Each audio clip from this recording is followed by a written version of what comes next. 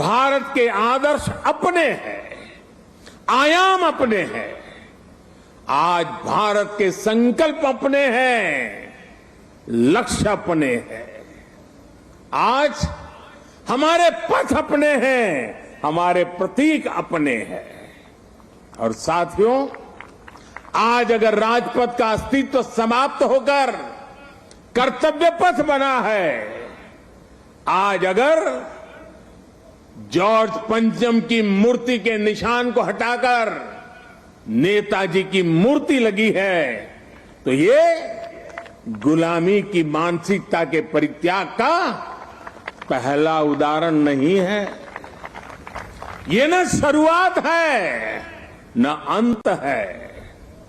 ये मन और मानस की आजादी का लक्ष्य हासिल करने तक निरंतर चलने वाली संकल्प यात्रा है।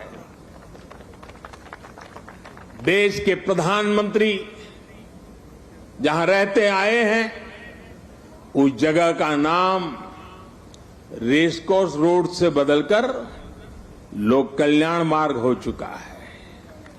हमारे गणतंत्र दिवस समारोह में अब भारतीय वाद्य यंत्रों की भी गूंज सुनाई देती है।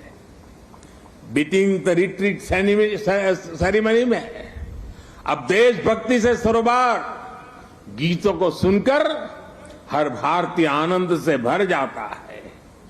अभी हाल ही में भारतीय नौसेना ने भी गुलामी के निशान को उतारकर छत्रपति शिवाजी महाराज के प्रतीक को धारण कर लिया है। नेशनल वॉर मेमोरियल बनाकर देश ने समस्त देशवासियों की बरसों पुरानी इच्छा को भी पूरा किया है। साथियों, ये बदलाव केवल प्रतीकों तक ही सीमित नहीं है। ये बदलाव देश की नीतियों का भी हिस्सा बन चुका है।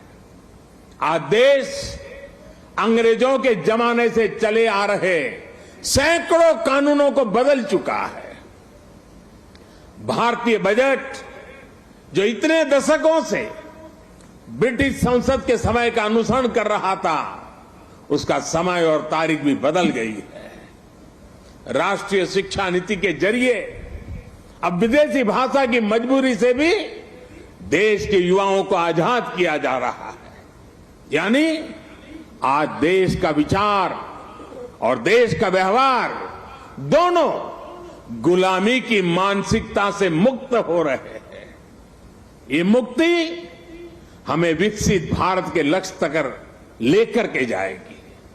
साथियों, महाकवि भरतियार ने भारत की महानता को लेकर तमिल भाषा में बहुत ही सुंदर कविता लिखी थी। इस कविता का शीर्षक है पारुकुलई नल्ल नाइंगल भारत नाड़। महाकवि भरतियार की ये कविता हर भारतीय को गर्व से भर देने वाली है। उनकी कविता का अर्थ है, हमारा देश भारत पूरे विश्व में सबसे महान है।